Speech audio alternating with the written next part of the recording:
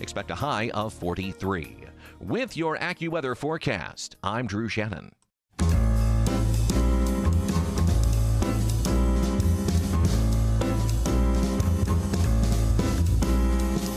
Welcome to another edition of The Ride Home with John and Kathy, live from the Salem-Pittsburgh studios. And now here are your hosts, John Hall and Kathy Emmons. Hey, good afternoon. Thanks for coming along. The Wednesday edition, the Ash Wednesday edition of The Ride Home. Kath, good to see you. I see you're in your bare arms. Okay. It is so incredibly hot in our offices. Yeah. So I'm getting ready to leave my house today. Mm-hmm. They're I'm in the middle of a home renovation, and they are sanding the drywall today, so there's no heat on in the house because they didn't want, of course, make the dust go all over the house. Sure. Right. So there's no heat. Now, it's a beautiful sunny day, but it's still 50 degrees. So it's like spring out there, though. But it's cold in my house. Yeah. Okay. So as I'm getting ready to come here, I think, well, I have to put on a sleeveless shirt because it's going to be 90 degrees in my office. Right. And was I lying? No. Did I miscalculate? No. No. There's a river of volcanic molten lava floating down the hallway. It's Seriously. so hot. So I was freezing at home. I've come into work roasting, and I think I just need a nap to find a happy medium. You can't take a nap. Oh. Take a nap. Get the next 2 hours. Don't take a nap here. I need you, okay? All right, then I won't. I mean, what the hooter lead? Hey, I was thinking about this. I've been thinking about greetings. About hi, that kind of greeting? Like coming, hey, okay. When you send an email, because we live in the... Do people, because I don't do this, like I get emails like, hey, John, hope you're having a good week, or hey, happy Wednesday to you, or... I never say that. I never say that. And I was reading But I do still hope that they have a good week. I don't think it's necessary. When I just... It doesn't mean anything. Let's get down to the heart of the matter. Right. Okay. Is there an etiquette towards that? Do you sign your emails? I've got that, the hard sign. What about that? Like, so we have our signature thing, John Hall, The Ride Home, whatever. But before that, like, do you say, gratefully, John? I struggle with that as well. Do you? Because I tend to not put anything. I tend to just make my statement or ask my question and get out. Right. Does anybody care? But is that if rude? Are people getting my email saying, boy, she is rude? It all depends. And she's wearing a sleeveless shirt at work. Right. Do you say best or blessings or... Oh, I'm not saying blessings. Grace and peace? No. Well, grace and peace is okay. I mean, I don't know. It's just very complex.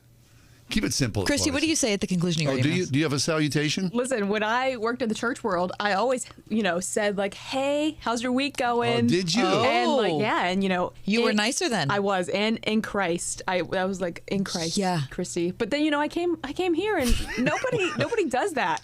Right. So I stopped doing it. Yeah. What do you mean nobody does that? Like... I mean, we are in Christ, but we don't say it on our emails. But like people don't even put like a nice greeting. It's just like, hi, Christy. Do this. Yes. Does it matter? I mean, does that bother you? Not anymore. Now I'm like, whatever. At the beginning, it bothered you. It did. I was like, wow, everybody here is just so direct. Godless. We're godless. Godless and direct. Because we didn't say in Christ in our email close. I don't think so. But that's interesting that her initial impression, John, was that we were kind of cold. Well, cold. Not just you guys, everyone. Oh, okay, right. Not just us. She went from working in a church ministry, and now she shows up at Christian radio, and all of a sudden she's it's like, wow. These people are like, they've lost their moral bearings. Okay, but here's the thing. There's something about working in radio when you're on the clock that you're always on the clock. Let's just be direct. Can we just get on with it? We need to do this thing, and we need to get out because there's another thing we have to do. I don't know. I spend my life like that. I think social graces are extremely important. You're very good. I think you're excellent in written form. Fine. And you handle so much correspondence. I think you do a great job. But you know what I mean? Like saying hello to people, being kind. The social graces, the lubricant, holding the door open for people. Interpersonally also. In person. Okay, yeah. In person. Mm-hmm. The email thing, that's a false world to me. It's not a false world. It's not a false... You probably send 1,000 emails every 5 days. Okay, maybe it's bad vernacular. Not a false world, but it's, it's not face-to-face. So, like you say, I just want to get down to work and skip all the stuff. Because when someone says to me, hope you're having a good week, like in my mind, I'm not saying, yes, I am, thank you very much. Or, how was your week? Boy, I'm really not having one. Or whatever, right? Boy, your hopes have been dashed. I don't know. I'm sure that there are people, who are in the business realm who, do business etiquette as a living. and probably would say, you guys are off base. You should be doing this correctly because it would help you in your whatever. Yeah. Well, I don't know. Too bad it's not happening. Too bad. Sorry, Christy. Sorry to bring you down. But I sent you an email today and it said, print, yo. Yeah, I did. That was it. You did not. Yeah, I did. That was it. There was no greeting. Wait, you said print, yo. Print, yo. Uh-huh. She was offended. She's not going to speak to you, although the two of you are sleeveless today. That's right. So sisters and sleeveless. We're presenting a unified front. Very nice. All right. That's tomfoolery. Without further ado, Kath, there's a lot going on in the world today. Please, the top stories, give us the top 4 at 4. Yep. Situations continue to develop in Ukraine. I give you number 1 for Wednesday, March 2nd, 2022.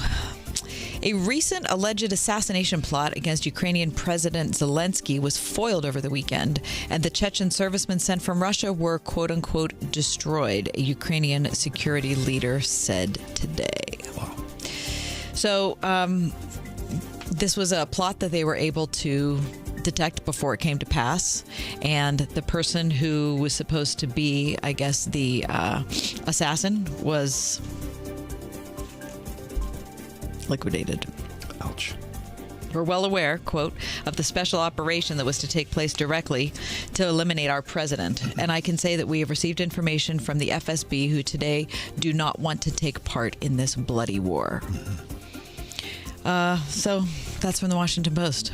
It's the reality of what it is, right? Yeah, we sure. all know that man is in incredible danger, and everyone in his family is in incredible danger. He would be a feather in someone's cap. Yeah. One of the people I'm praying for today. I bet you are too, John, Yes. right? Number 2, ExxonMobil closing its operations in Russia, joining fellow energy giants BP, Equinor, and Shell in pulling back from the world's 3rd largest oil producer after its invasion in Ukraine. I wonder if they expected that. If Putin, as he developed war plans. I can't imagine he expected that. Right. To think that there's. I don't think it doesn't seem like he expected most of the things that are currently happening. It's surprising, isn't it? It's a new way of fighting war in a way. This is what Exxon said. I was surprised to see this. It said, ExxonMobil supports the people of Ukraine as they seek to defend their freedom and determine their own future as a nation. We deplore Russia's military action that violates the territorial integrity of Ukraine and endangers its people. See if they backed it up. I mean, that's billions and billions of Exxon's dollars. Russia holdings were worth more than $4 billion. Number 3. Russia's space agency today, John, raised doubts about its future involvement in the International Space Station, adding new uncertainty as the NASA makes plans to start. I was going to say National Aeronautics and Space Administration, like none of us know what NASA is. Right. Like I wanted to fill in the blanks for you guys. Thank you. Anyway, NASA makes plans to start winding down the research facility. So that's curious, right? It is. We've been on a dependent track for a long time. We've been partners in outer space for decades. And and our what do you call blast-offs? What do you call those things? Lift-off? Lift-off, I forgot. Those all happen on Russian soil. Well, for the most part, until they recently. Used to, until recently. Now SpaceX is, taking the task over. Yeah. NASA had started planning for the future of the station before Russia invaded Ukraine. So that's like in a wait and see. So what about the relationship? I mean, those guys are up there in outer space. They're spending months together. I know. They're buddies. You got to be buddy. Hopefully, you're in the space station. That's super close quarters to be fighting some kind of situation. Anyway, number 4, on a happier note, Pittsburgh resident Margaret Shelton took first place after competing on Jeopardy last night, winning $16,600. Cool. She's a homemaker and appeared on an episode hosted by Ken Jennings. Nice. She joins the other Yingers who have competed. Why can't I talk today? I don't know. Competed on the show. Gabby Kim, she's from Greenfield, appeared in September of 2021. Pitt assistant Prof. Ali Bove was just on the show in January. And Kristen Donegan, senior biological science major at CMU, was on the college championship tournament in February. Fabulous. That's your top 4 at 4. Would you go on Jeopardy, John, if they invited you? No. Would you? No. Do you think you could get in there? No. Those people. But I'm a little disturbed that you were so certain that I wouldn't.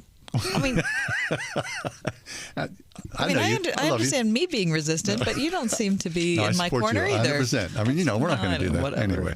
All right, we'll take a quick break. We do come back. War in our pockets. It's our first topic with our first guest today. It is the sleeveless edition of the Ride Home here, Ash Wednesday on 101.5 Word FM, Pittsburgh's Christian Talk.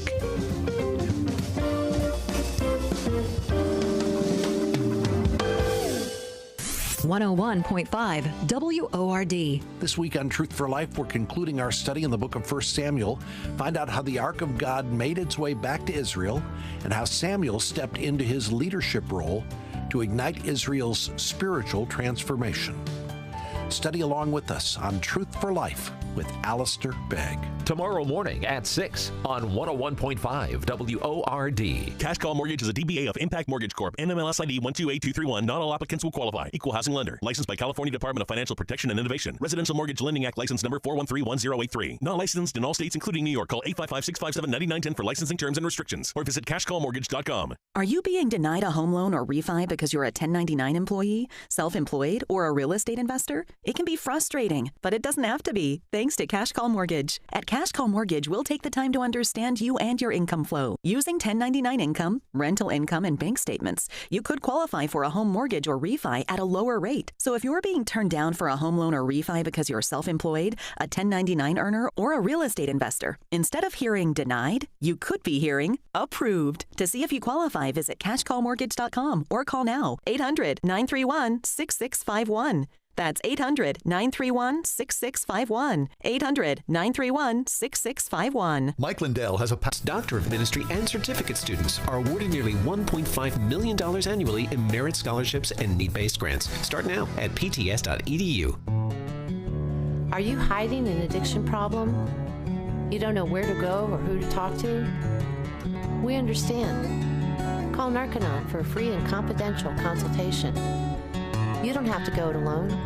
Call Narcanon, 877-413-3073. That's 877-413-3073. Or drugsno.com. Chris Martin is with us. He's a regular guest on our show. He's got a brand new book out. We'll talk about that as the segment goes on. But Chris, he also has a Substack that we follow closely. He's an excellent writer, and he's here to talk to us today about war in our pockets. Hey, Chris, welcome back. Hey, thanks for having me back, guys. Good to be here. Sure, Chris. So what a weird time we're in, right? And I don't mean to equate like the difficulties of us trying to find a good social media feed to follow with what people in Ukraine are going through. But there is something about our work that, and our humanity maybe, that causes us to want to be able to be as close to it and get as much accurate information as possible. And I had an interesting experience last night where I'm watching the State of the Union address, and I'm also looking at Twitter, and I'm realizing that what I'm seeing on Twitter is way more current about what's going on in Ukraine than what the president is telling us in the country. That is a strange space that we're in historically. Build up and posturing and efforts at diplomacy, but I wasn't following it like anybody like on the ground in Ukraine until a week ago. And so I immediately was like, I just like being informed. I like keeping up to date on these things. They're interesting to me. Like they're important I like knowing what's going on. And so while I was watching the cable news channel, they had folks on the ground, like they had reporters who were actually there. But at the same time, I like found a couple Twitter feeds of like actual people, like Ukrainians and people who had like inside information that hadn't quite filtered down to television yet. And at the same time, I was trying to evaluate, okay, like, how do I know I can trust these people? Like, they seem legit. They seem like they're actually Ukrainians. They're not just, trying to get my attention. They're not just creating this content and it's not real. And it's so weird. I was talking with a friend last Thursday after all that went down Wednesday night. And I was like, it's really odd to be in this time. Like we've seen conflicts. We've seen armed conflicts and violence, skirmishes, small like civil wars during the social media age, but nothing at this level, right? Like nothing of this scale. This is big in the social. Yeah, nothing. It would almost be like if social media existed when the Iraqi war